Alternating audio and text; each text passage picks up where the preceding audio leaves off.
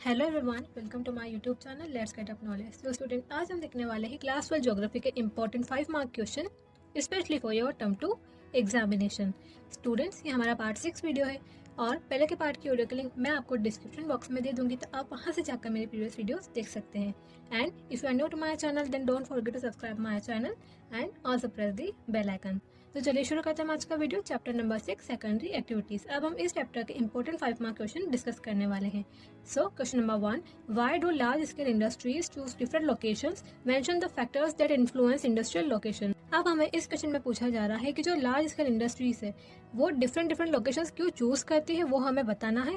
और साथ ही साथ हमें ये बताना है कि ऐसे कौन कौन से फैक्टर्स है जो इंडस्ट्रियल लोकेशन को इन्फ्लुएंस करते हैं। सो देखते हैं इसका आंसर। Large scale industries choose different locations due to industries maximize profits by reducing cost. Therefore, industries should be located at points where cost of production is lowest. जो लार्ज स्केल इंडस्ट्रीज है वो different location क्यों choose करती है, ताकि वो जो उनके प्रोडक्शन कॉस्ट है उसको रिड्यूस कर सके और उनका जो प्रॉफिट है उसको मैक्सिमाइज कर सके। तो इसी वजह से जो इंडस्ट्रीज है वो ऐसी जगह पे लोकेट होती है, एस्टेब्लिश होती है, जहाँ पे जो उनका कॉस्ट ऑफ प्रोडक्शन है वो लोवेस्ट हो। Now factors influencing industrial locations are. अब ऐसे कौन कौन से फैक्टर्स है जो इंडस्ट्रियल लोकेशन को इन्फ्लुएंस करेंगे, तो कौन कौन से? First, supply of raw material. Second, access to market. Third, availability of labour. Point number 4, access to sources of energy. And point number 5, access to transportation and communication. So point number 1, supply of raw materials. की जो industries है वो ऐसी जगह locate होनी चाहिए जहाँ उन्हें क्या हो, सप्लाई ऑफ रॉ मटेरियल हो। Industries based on cheap, bulky and weight losing materials which is ores are located close to the source of raw material such as steel, sugar and cement industries. तो ऐसे industries जो cheap, सस्ता, बल्कि और जो wait lodging material होते हैं जैसे और उन पे बेस्ड होती है, तो वो क्या करते हैं, जहाँ पे उनको रॉ मटेरियल का सोर्स मिल रहा है उसके पास में ही, उसके क्लोज में ही लोकेट हो जाती है, जैसे steel, sugar and cement industries. Perishability is a vital factor for the industry to be located closer to the source of raw material. और क्या है फैक्टर? पेरिशेबिलिटी, यानी ऐसे आइटम तो जल्दी खराब हो सकते हैं, जल्दी टूट फूट सकते हैं। तो इस फैक्टर की वजह से भी क्या होता है, जो इंडस्ट्रीज है उनको सोर्स ऑफ रॉ मटेरियल के पास में ही लोकेट होना पड़ता है। Now point number 2, access to market. अब क्या है, ऐसी जगह पे इंडस्ट्रीज लोकेट होनी चाहिए जहाँ पे उन्हें क्या हो, एक्सेस टू मार्केट हो, मार्केट तक उनकी पहुंच हो।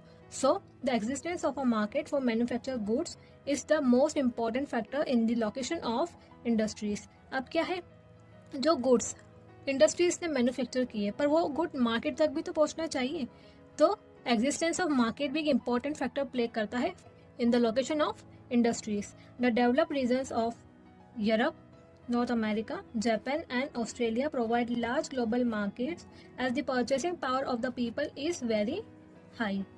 So, जो डेवलप रीजन्स है कहाँ के, यूरोप के, नॉर्थ अमेरिका के, जापान के और ऑस्ट्रेलिया के, वो क्या करते हैं, एक लार्ज ग्लोबल मार्केट प्रोवाइड करते हैं। क्यों? क्योंकि वहाँ पे जो लोग हैं उनकी परचेसिंग पावर बहुत ज़्यादा होती है, that's why. Now point number 3, availability of labour.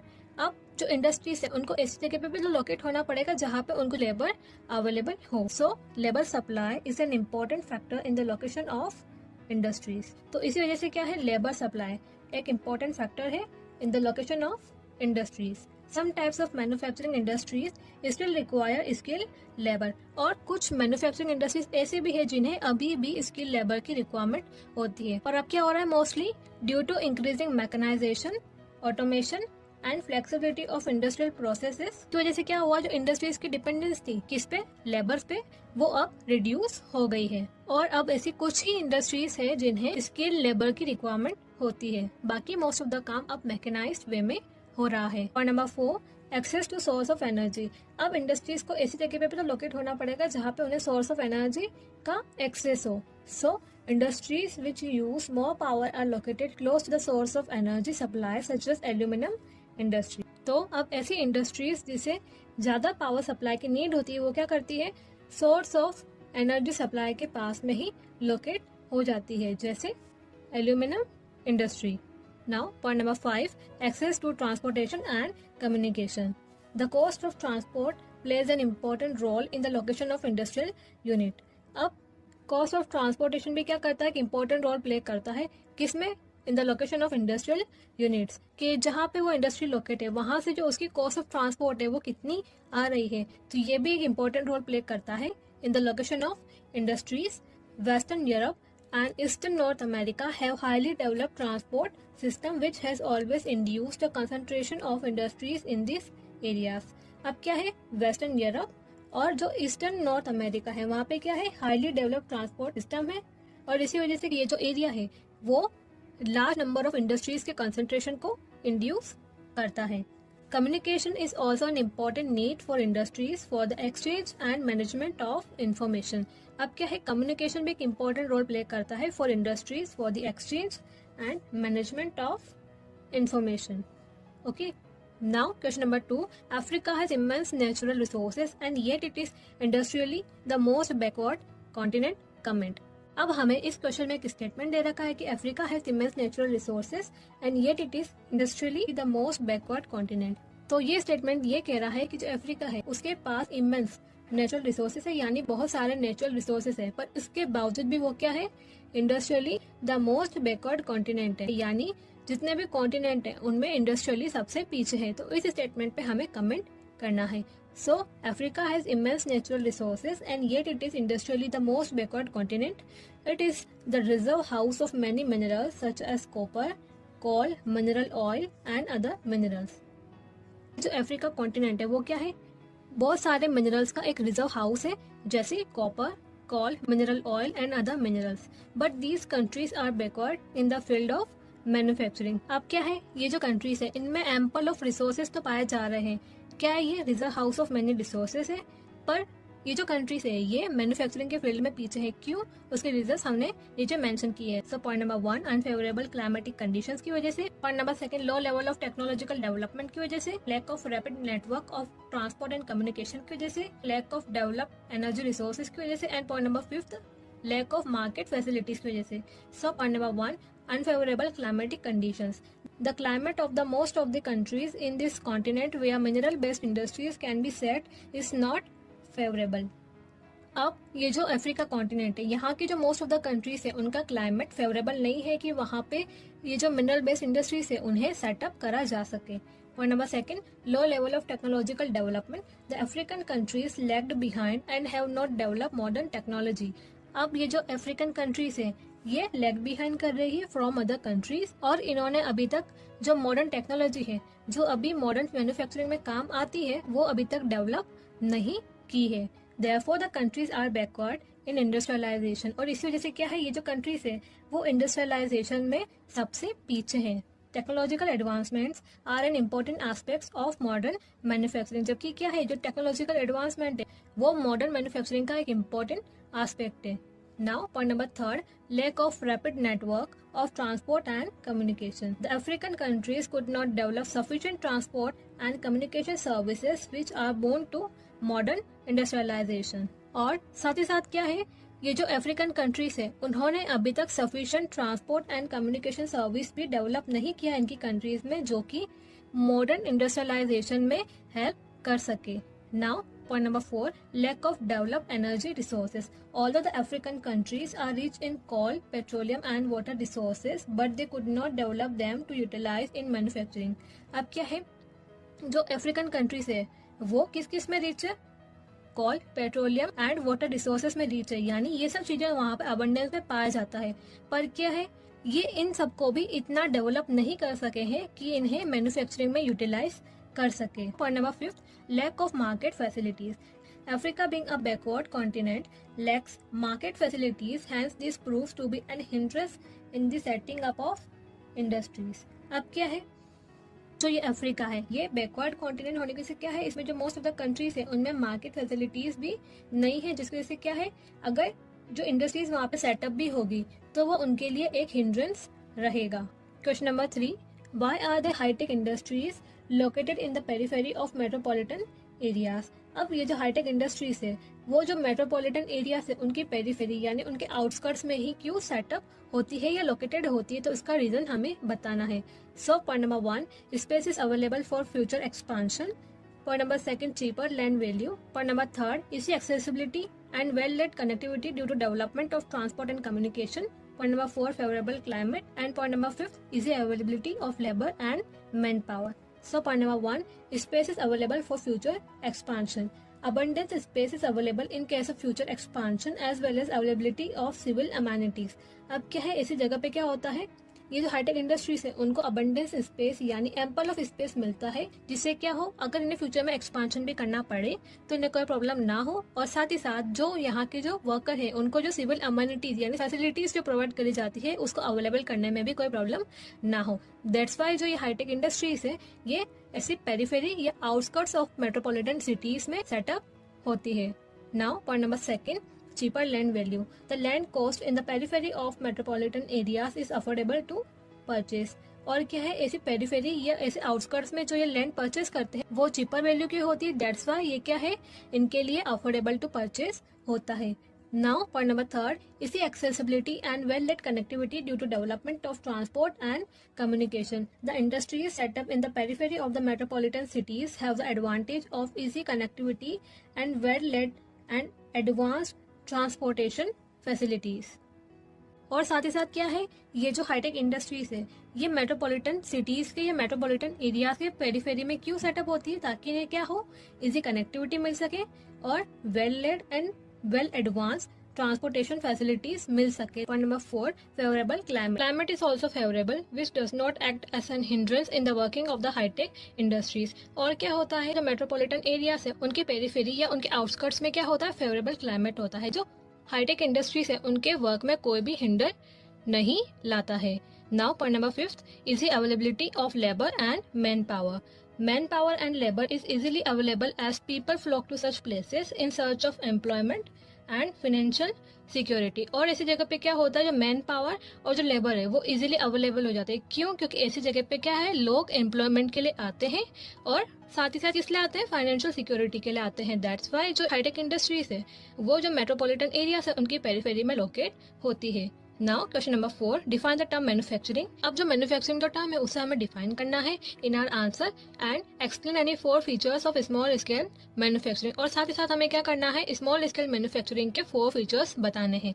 So manufacturing is the production of merchandise for use or sale using labour and machines, tools, chemical and biological processing or formulation. तो क्या होता है manufacturing, merchandise यानी goods का production करना, for use or sale using किसे use करके, by using labour and machines, tools, chemical and biological processing or formulation. The term may refer to a range of human activities from handicraft to high tech but is most commonly applied to industrial production. अब ये क्या, ये जो term manufacturing है ये range of human activities बताता है from handicraft to high tech industries, यानी हैंडीक्राफ्ट से लेके जो हाईटेक इंडस्ट्री तक जो ह्यूमन की जो एक्टिविटीज है उसका रेंज मैन्युफैक्चरिंग बताता है. बट मोस्ट कॉमनली ये जो टर्म है वो इंडस्ट्रियल प्रोडक्शन के लिए यूज होता है. Now features of small scale manufacturing are. अब जो स्मॉल स्केल मैन्युफैक्चरिंग है उसके फीचर्स क्या क्या है. So point number 1, small manufacturing size standards are based on industry by industry basis but generally it specifies a small business as it has less number of employees. अब ये जो small manufacturing है इसका जो size standard है वो किस पर डिपेंड करता है या किस पे बेस्ड होता है, इंडस्ट्री बाय इंडस्ट्री बेसिस पे बेस्ड होता है. But generally it specifies a small business as it has less number of employees. पर ये क्या होता है, जनरली एक स्मॉल बिजनेस को बताता है जिसमें क्या होता है, लेस नंबर ऑफ एम्प्लॉयज होते हैं. Point number 2, the manufacturing of products is based upon the raw material available in that area. ये जो small scale manufacturing है इसमें क्या होता है, ऐसे ही प्रोडक्ट का मैन्युफैक्चर होता है जिसका क्या हो, रॉ मटेरियल उस एरिया में अवेलेबल हो. Now point number 3, semi skill and unskilled labours are used. और क्या होता है, इसमें सेमी स्किल और अनस्किल्ड लेबर्स का यूज होता है. Point number 4, it raises the local purchasing power. और ये जो स्मॉल स्केल मैन्युफैक्चरिंग है ये क्या करता है, जो लोगों की जो लोकल परचेसिंग पावर है उसे रेस करता है या इंक्रीज करता है. Fine. Now chapter 7, tertiary and quaternary activities. अब हम इस चैप्टर के इंपॉर्टेंट 5 मार्क क्वेश्चन डिस्कस करेंगे. So question number 5, services are very important aspect for economic development of the country. Analyse the statement by explaining 5 component of the service sector. अब इस question में हमें एक स्टेटमेंट दे रखा है कि service are very important aspect for economic development of the country. क्या कह रहा है स्टेटमेंट की जो सर्विसेज है वो कंट्री के इकोनॉमिक डेवलपमेंट का एक बहुत इंपॉर्टेंट एस्पेक्ट है.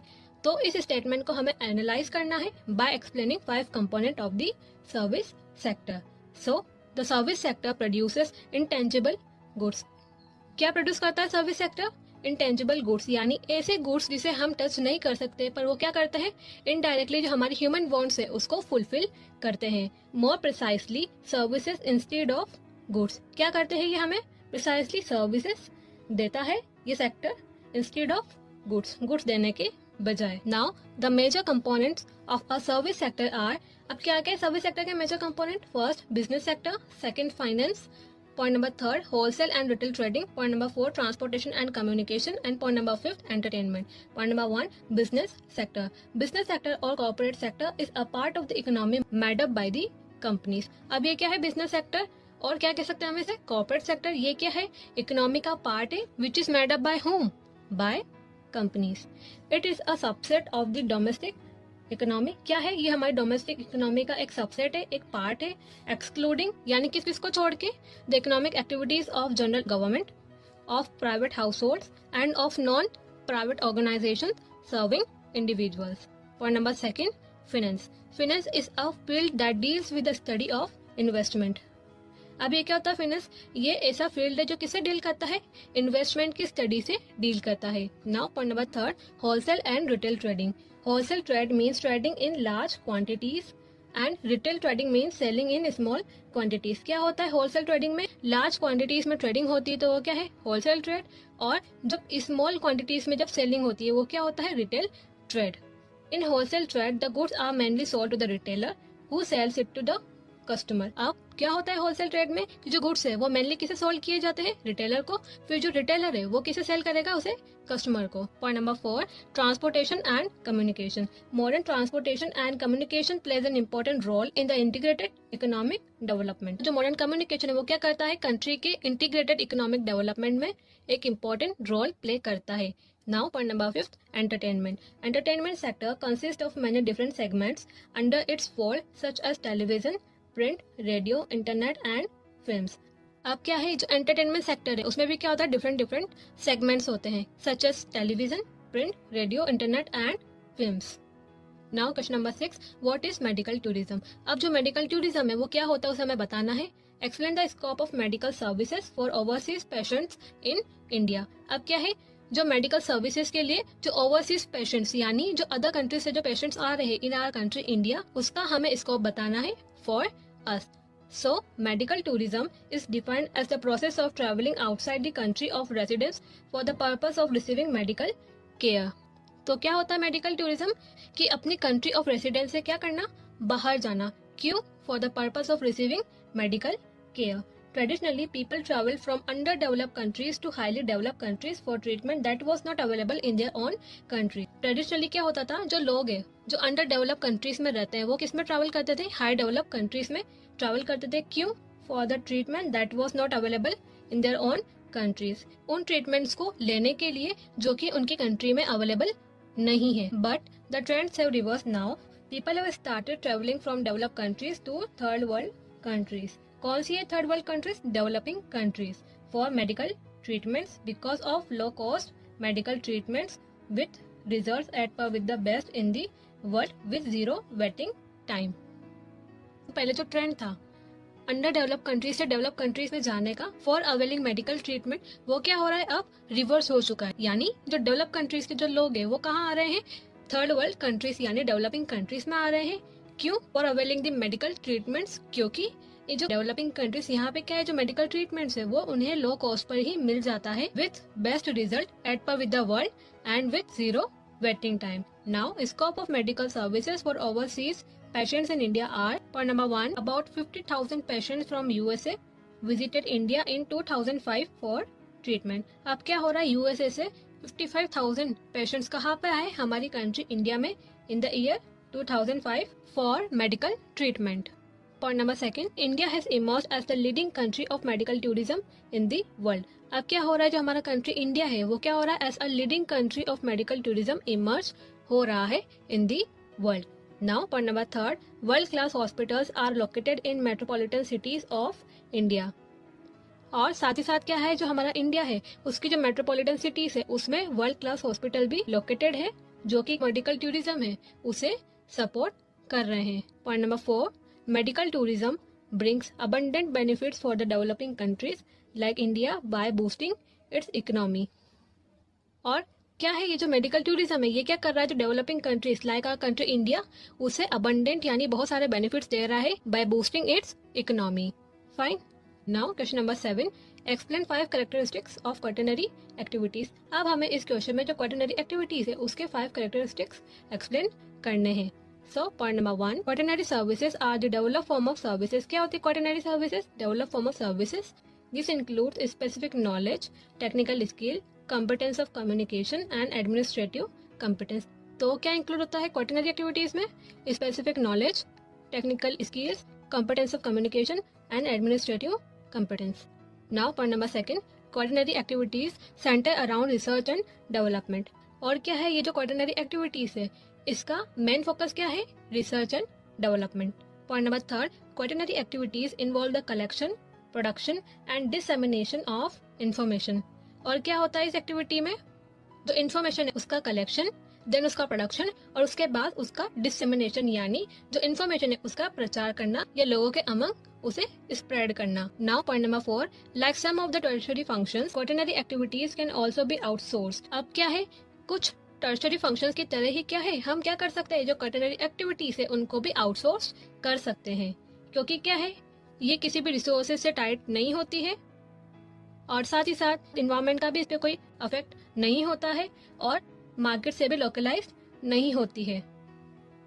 दैट्स वाई ये जो क्वाटरनरी एक्टिविटीज है इसे भी हम आउटसोर्स कर सकते हैं like some of the tertiary functions. Now point number 5, quaternary activities generally constitute a small part of the economy but nowadays this sector is growing by leaps and bounds. अब क्या है, ये जो क्वाटरनरी एक्टिविटीज है ये economy का एक small part ही constitute करता है जनरली. पर अब क्या हो रहा है, नाउअडेज ये जो सेक्टर है ये रैपिडली इंक्रीज हो रहा है by leaps and bounds. Point number 6, countries develop economically advance. और जिस कंट्री में ये जो क्वाटरनरी एक्टिविटीज होती है वो क्या होती है, इकोनॉमिकली एडवांस कंट्रीज होती है.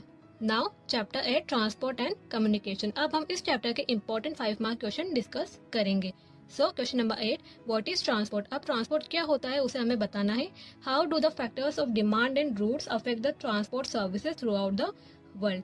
अब किस तरीके से factor of demand and routes क्या है ट्रांसपोर्ट सर्विसेज को throughout the world affect करते हैं, उसे हमें एक्सप्लेन करना है by giving the examples. So transport is a service और facility for carrying persons and goods from one place to the other using humans, animals and different kinds of vehicles. तो क्या होता है, ट्रांसपोर्ट एक service है और facility है जो किस लिए होती है, for carrying persons and goods from one place to the other using humans, animals and different kinds of vehicles. Transportation is an organized service industry created to satisfy the basic needs of the society. तो transportation क्या है, एक organise service industry है जिसे क्यों create किया गया था, to satisfy the basic needs of the society. The significance of a mode depends on the type of goods and services to be transported, cost of transport and the mode available. और क्या है, जो significance of mode यानी किस तरीके का mode हमें चाहिए वो किस पर डिपेंड करता है, on the type of goods and services to be transported, कि किस तरह का गुड्स एंड सर्विसेज हमें ट्रांसपोर्ट करना है, कॉस्ट ऑफ ट्रांसपोर्ट की जो ट्रांसपोर्ट है जो हम यूज कर रहे हैं उसका क्या कॉस्ट है, और कौन कौन से मोड्स उसके अवेलेबल है. तो ये जो 3 फैक्टर्स है इन पे किसी भी मोड का सिग्निफिकेंस डिपेंड करता है. Now the factors of demand and routes affect the transport services throughout the world age. तो अब हम इन फैक्टर्स को विद एग्जांपल्स एक्सप्लेन करेंगे. So point number 1, international movement of goods is handled by ocean freighters. तो जो international movement of goods यानी जब गुड्स का इंटरनेशनल मूवमेंट होता है तो किसके थ्रू हैंडल किया जाता है, ओशन फ्रेटर्स यानी जो बड़े बड़े शिप्स होते हैं उनके थ्रू हैंडल किया जाता है. Point number 2, road transport is cheaper and faster over short distances and for door to door services. और क्या है, ये जो रोड ट्रांसपोर्ट है ये चीपर पड़ता है, इकोनॉमिकल प्रूफ होता है और क्या है ये फास्टर ओवर शॉर्ट डिस्टेंसेस, और इसके साथ साथ ये क्या देता है, डोर टू डोर सर्विसेज भी देता है. Now point number 3, railway are most suited for large volumes of bulky materials over long distances within the country. और क्या है, ये जो रेलवे है ये मोस्ट सुटेबल कब होती है, जब हमें कोई बल्की मटेरियल्स लार्ज वॉल्यूम में कैरी आउट करने होते हैं over the long distances within the country, तब ये मोस्ट सुटेबल होती है। कौन? Railways. Now point number 4, high value light and perishable goods are best moved by airways. और क्या है? ऐसे गुड्स जिनकी हाई वैल्यू होती है, जो लाइट होते हैं एकदम, जो जल्दी टूट फूट सकते हैं वो, और जो पेरिशेबल गुड्स जो जल्दी खराब हो सकते हैं, वो आइटम बेस्ट मूव्ड किसके थ्रू होंगे? By airways. तो इन 4 एग्जाम्पल से हमें ये पता लगा कि किस तरीके से factors of demand and routes transport services को अफेक्ट करते हैं। Now, question number 9. The Suez Canal and the Panama Canal are two vital man-made navigation canals which serve as a gateway of commerce for both the eastern and western worlds. In the light of this statement, explain the economic significance of these two canals. अब हमें एक statement दे रखा है कि the Suez Canal and the Panama Canal are two vital man-made navigation canals which serve as a gateway of commerce for both the eastern and western worlds. तो ये statement ये कह रहा है कि ये जो स्विस कैनाल है और पनामा कैनाल है, ये क्या है? 2 इम्पोर्टेंट मैनमेड नेविगेशन कैनाल है जो क्या करती है? एक गेटवे ऑफ कॉमर्स का काम करती है for both the eastern and western worlds. तो हमें इस स्टेटमेंट के बेस पर ये जो 2 कैनाल्स है इनका इकोनॉमिक सिग्निफिकेंस बताना है। सो फर्स्ट है हमारा Swiss canal. Point number 1, it has shorten the distance. क्या किया है इसने? डिस्टेंस को शॉर्ट कर दिया है। The Suez canal is considered to be the shortest link between the East and the West. क्या है ये?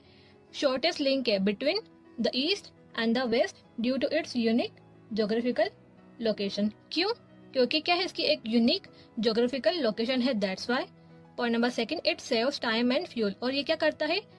टाइम और फ्यूल दोनों को सेव करता है। The Suez canal saves distance, time and operating cost for vessels that transits the canal. और ये क्या है? स्विस कैनाल ये जो वेजल्स यानी जो बड़े बड़े शिप्स होते हैं उनका क्या करता है? डिस्टेंस, टाइम और जो ऑपरेटिंग कॉस्ट है उनको सेव करता है। Point number 3, Swiss is very suitable for commerce. और ये क्या है? जो स्विस कैनाल है ये कॉमर्स के लिए बहुत सुटेबल है। The canal is liable to be widen and deepen when required to cope with the development in ship sizes and tonnages. और क्या है? जब हमें जो ये शिप्स है उनकी साइजेस और उनका जो टॉमनेजेस यानी जो वो वेट कैरी करते हैं उसमें अगर डेवलपमेंट का रिक्वायरमेंट हो तो ये जो कैनाल है ये किस लिए लायबल है? कि इसे वाइडन और डीपन भी किया जा सकता है when it is required. Now Panama canal. Point number 1, it has shorten distance between Europe and western America. अब इस कैनाल ने वेस्टर्न अमेरिका और जो यूरोप है उनके बीच में जो डिस्टेंस है उसे शॉर्ट कर दिया है। The canal has created an ease in the world trade. और इसकी वजह से क्या हुआ है? जो वर्ल्ड ट्रेड है उसमें ईज मिला है। और इन अदर वर्ड्स हम ये कह सकते हैं कि ये जो कैनाल है इसने क्या किया है? जो वर्ल्ड ट्रेड है उसको आसान कर दिया है। Therefore the canal helps to keep the world trade running smoothly, keeping in mind America's large economic importance. और साथ ही साथ क्या है? ये जो कैनाल है इसने क्या किया है? जो वर्ल्ड ट्रेड है उसको स्मूथली रन होने में भी हेल्प किया है, keeping in mind America's large economic importance. Now point number 2, this canal has linked Eastern America with Western America. और ये क्या है? ये जो पनामा कैनाल है इसने क्या किया है? ईस्टर्न अमेरिका और जो वेस्टर्न अमेरिका है उनको लिंक किया है। The canal has shortened the distance and has opened the trade routes between the US west coast and the east coast of South America. तो ये जो पनामा कैनाल है इसने क्या किया है? डिस्टेंस शॉर्ट कर दिया है between the two and has opened the trade routes between। और क्या क्या है? इसने ट्रेड रूट्स ओपन कर दिया है between the US west coast and the east coast of South America. Now point number 3, more job opportunities. The Panama canal has created more job opportunities related to the distribution of the cargo. और इसके साथ ही साथ क्या है? ये जो Panama canal है इसने क्या किया है? बहुत सारी जॉब अपॉर्चुनिटीज क्रिएट कर दी है related to the distribution of cargo और goods. Okay, now question number 10, What are the advantages and disadvantages of pipelines? अब हमें इस क्वेश्चन में जो पाइपलाइंस है उसके एडवांटेजेस और डिसएडवांटेजेस बताने हैं। सो फर्स्ट हम बात करेंगे एडवांटेजेस के बारे में। So point number 1, pipelines provide uninterrupted flow of water, gas and petroleum. Pipelines are ideally suited to transport liquids and gases as they have relieved the increasing pressure on the existing surface transport system, railway and roadways. अब क्या है? ये जो pipelines है इन्होंने ideally suit किया है liquid and gas के ट्रांसपोर्ट को। और क्यों? क्योंकि इसने इंक्रीजिंग प्रेशर है एग्जिस्टिंग सरफेस ट्रांसपोर्ट सिस्टम जैसे रेलवेज एंड रोडवेज पे इसे कम किया है या इसे रिलीव दिया है, that's why. Moreover pipelines are safe, accident free and environmental friendly. और इसके साथ साथ ये क्या सेफ है, एक्सीडेंट फ्री है और क्या है, एनवायरमेंटल फ्रेंडली है। Point number second, it rules out transshipment losses और delays. Supply through pipeline is very reliable. क्या है, जो पाइपलाइन के थ्रू जो सप्लाई होता है वो क्या है, रिलायबल है। It is free from obstacle faced in road and rail transport. और ये क्या है, जो रोड और रेल ट्रांसपोर्ट में जो ऑब्स्टेकल्स देखे जाते हैं उससे फ्री है। नाउ अब हम बात करेंगे डिसएडवांटेजेस ऑफ पाइपलाइंस के बारे में। So point number 1, leakage in the pipelines is difficult to detect. There is always a risk of damage caused to the pipeline because of various reasons such as road repair and other activities containing excavation. अब क्या होता है, जब भी road repair करना होता है या ऐसी कोई सी एक्टिविटी करनी है जिसमें एक्सकवेशन होता है यानी खुदाई करनी पड़ती है, तो उसमें क्या होता है, जो पाइपलाइन के डैमेज होने का रिस्क रहता है और ये जो डैमेजेस है उनको डिटेक्ट करना बहुत डिफिकल्ट हो जाता है। This leads to pilferage and wastage due to leakage. और इसी वजह से क्या होता है, ये जो लिक्विड और गैस है उनका वेस्ट होता है और पिल्फरेज होता है यानी उनकी मामूली चोरी हो जाती है। Point number second, once laid capacity can not be increased, laying down the pipeline is a major and expensive task. अब क्या है, जो पाइपलाइन है उसको ले डाउन करना यानी उसको सेटअप करना भी क्या है, एक मेजर, एक बड़ा और एक्सपेंसिव टास्क है। Once laid it is extremely difficult physically and economically to increase it capacity. और अगर इसे सेटअप कर भी दिया गया तो क्या होता है, बाद में इसकी फिजिकली और इकोनॉमिकली इसकी कैपेसिटी को इंक्रीज करना एक्सट्रीमली डिफिकल्ट हो जाता है। Now question number 11, which is the longest transcontinental railway of North America. अब जो नॉर्थ अमेरिका है उसका सबसे लंबा ट्रांस कॉन्टिनेंटल रेलवे कौन सा है वो हमें बताना है और साथ ही साथ क्या करना है, हमें उसके 4 फीचर्स भी देने हैं। So Trans Canadian Railway is the longest transcontinental railway of North America. Keep in your mind. Now, अब हम इसके फीचर्स के बारे में बात करेंगे। So, point number 1, it is 7,050 kilometer long rail line to Canada, which was constructed for British Columbia. तो क्या है ये, एक 7,050 किलोमीटर लॉन्ग रेल लाइन है टू दी कनाडा और इसे क्यों कंस्ट्रक्ट किया गया था, for British Columbia. Point number second, it runs between Halifax to Vancouver in west. किस किस के बीच में चलती है ये, हैलिफैक्स इन द ईस्ट और वैनकूवर इन द वेस्ट के बीच में। Now point number third, it connects Quebec Montreal industrial region with the wheat belt of prairie region and the coniferous forest region in the north। और ये क्या करता है, जो क्यूबेक मॉन्ट्रियल इंडस्ट्रियल रीजन है उसको किस किस से कनेक्ट करता है, wheat belt of prairie region and the coniferous forest region in the north, इससे कनेक्ट करता है। Point number 4, this line is the economic artery of Canada. This point is very very important, so keep in your mind. क्या है ये trans Canadian railway, ये Canada का economic artery है।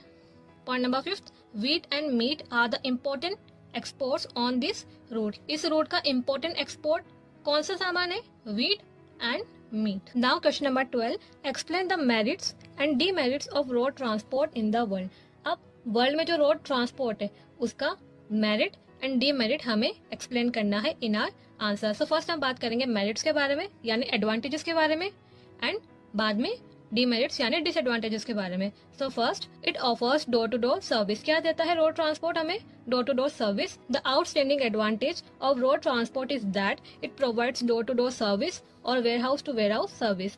अब ये जो रोड ट्रांसपोर्ट है उसका सबसे बड़ा एडवांटेज क्या है कि ये हमें डोर टू डोर सर्विस और कह सकते हैं warehouse to warehouse service देता है। This reduces cartage, loading and unloading expenses. और इसी वजह से ये क्या करता है, cartage, loading and unloading expenses है उसे रिड्यूस करता है।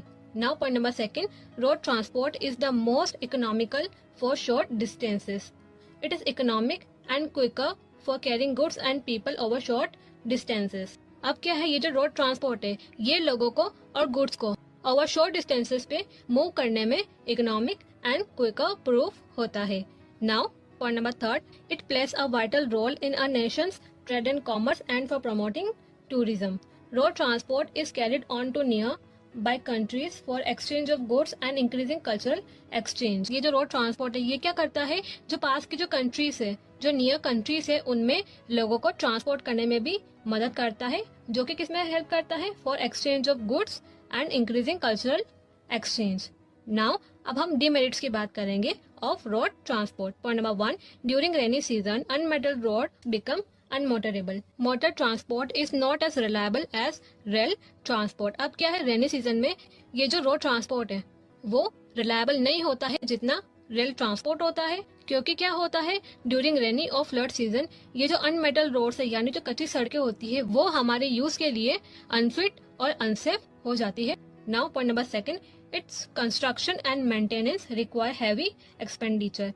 The quality of roads varies greatly between developed and developing countries because road construction and maintenance require heavy expenditure. अब क्या है, ये जो रोड्स के कंस्ट्रक्शन और मेंटेनेंस में क्या है, हैवी एक्सपेंडिचर रिक्वायर होता है। दैट्स वाई क्या होता है, डेवलप और डेवलपिंग कंट्रीज में जो रोड की जो क्वालिटी है वो डिफर करती है। Question number 13, which continent has highest road density. अब ऐसा कौन सा कॉन्टिनेंट है जिसमें क्या है, हाईएस्ट रोड डेंसिटी है। Why do traffic congestion occur on the road. और क्या होता है, जो ट्रैफिक कंजेशन यानी जो ट्रैफिक जाम होता है वो रोड पे क्यों अकर होता है वो हमें बताना है। Explain 3 measures to solve the problem to traffic congestion. और हमें 3 मेजर भी बताना है जो क्या हो, ट्रैफिक कंजेशन की प्रॉब्लम को सॉल्व करने में इफेक्टिव हो। सो point number 1, north America has the highest road density. कौन सा है continent, north America. Okay. Point number 2, when the road cannot cope up with the demands of traffic congestion occurs। अब क्या होता है, जो रोड कैपेसिटी से ज्यादा जब ट्रैफिक का डिमांड होता है या जब ट्रैफिक ज्यादा होता है तब कंजेशन अकर होता है। Number of private as well as commercial vehicle is rapidly increasing. और ऐसा क्यों हो रहा है, क्योंकि जो नंबर ऑफ प्राइवेट और जो कमर्शियल व्हीकल है वो रैपिडली इंक्रीज हो रहे हैं। That's why construction of new roads और flyovers is not feasible to resolve this emerging traffic. और क्या हो रहा है, जो न्यू रोड्स का कंस्ट्रक्शन हो रहा है और साथ ही साथ क्या हो रहा है, जो फ्लाईओवर्स कंस्ट्रक्ट हो रहे हैं ये भी क्या है, जो इमर्जिंग प्रॉब्लम है इससे सॉर्ट आउट या रिजोल्व नहीं कर पा रहे हैं। सो certain other things need to be done in order to solve the problem of traffic congestions. This can be point number 1, use of public transport instead of private transport has to be encouraged. This will certainly make the difference. अब क्या है, हमें लोगों को encourage करना पड़ेगा कि वो क्या हो, प्राइवेट ट्रांसपोर्ट की बजाय क्या करें, जो पब्लिक ट्रांसपोर्ट है उसे यूज करें, जिसकी वजह से क्या होगा, ये जो प्रॉब्लम है इसमें थोड़ा डिफरेंस या थोड़ा कमी देखा जाएगा। Point number 2, private vehicles should have some restrictions specially in peak hours. अब क्या है, जब ट्रैफिक कंजेशंस के जब पीक आवर होते हैं उस समय क्या है, जो प्राइवेट व्हीकल्स है उन पर कुछ रेस्ट्रिक्शन पुट ऑन करने चाहिए। Point number 3, facilities in public transport should be increase so that it can attract huge amount of commuters. और क्या होना चाहिए, जो पब्लिक ट्रांसपोर्ट है उनमें जो फैसिलिटीज है उसे इंक्रीज करना चाहिए, जिससे क्या हो, ये ह्यूज अमाउंट ऑफ कम्यूटर्स यानी जो डेली अप डाउन करने वाले जो ट्रैवलर्स होते हैं उनको अट्रैक्ट करे और वो पब्लिक ट्रांसपोर्ट का यूज करे इंस्टेड ऑफ देयर प्राइवेट या personal transport. Fine. Now question number 14, what is the importance of railways as a mode of land transport. अब क्या है, हमें रेलवेज का as a mode of rail transport importance बताना है। Explain any 4 main features of the railway network in Europe. और क्या करना है, हमें साथ ही साथ जो रेलवे नेटवर्क है कहाँ पे, इन यूरोप, उसके 4 मेन फीचर्स एक्सप्लेन करने हैं इन our answer. So, railways are a mode of land transport which is used for carrying bulky goods and passengers over long distances. तो क्या है रेलवेज, ऐसा मोड ऑफ लैंड ट्रांसपोर्ट है जो कि किसमें यूज किया जाता है, जो बल्कि गुड्स है और जो पैसेंजर्स है उन्हें लॉन्ग डिस्टेंसेस तक कैरी करने में या मूव करने में यूज होता है। Commuter trains are very popular in UK, USA, Japan and India. अब कम्यूटर ट्रेन्स यानी ऐसी ट्रेन जो लोग डेली ट्रैवल करते हैं या डेली अप डाउन करते हैं उनके लिए जो ट्रेन चलती है वो क्या है, कम्यूटर ट्रेन्स। और ये जो ट्रेन है कहाँ पे पॉपुलर है, UK, USA, Japan and India. These carry millions of passengers daily। और ये जो ट्रेन है ये क्या करती है, मिलियंस ऑफ पैसेंजर्स को डेली कैरी करती है from one place to another. Now features of railway network in Europe are as follows. Point number 1, Europe has one of the most dense rail network in the world. अब क्या है, जो Europe है उसमें क्या है, one of the most dense railway network है world का। Point number 2, most of the rail network in Europe is double और मल्टीपल ट्रैक। और क्या है, जो most of the rail network है यूरोप में वो कैसा है, डबल और मल्टीपल ट्रैक्ड है। Point number 3, Belgium has the highest density of railway network. और क्या है जो यूरोप में, जो बेल्जियम है उसमें क्या है, highest density of railway network है। Point number 4, London, Paris, Brussels, Milan, Berlin and Warsaw are the important rail heads. और क्या है यूरोप में, London, Paris, Brussels, Milan, Berlin and Warsaw, ये क्या है, इम्पोर्टेंट रेल हेड्स है यूरोप के। Fine. So student, this is all about today's video. Hope this video proved to be helpful for you, and if you have any query then you can comment me down in the comment section. और channel को अब तक subscribe नहीं किया है तो do subscribe my channel, ताकि आपको ऐसे ही इन्फॉर्मेटिव अपडेट्स टाइमली मिलती रहे। तो मिलते हैं नेक्स्ट वीडियो में। Till then thank you and bye bye.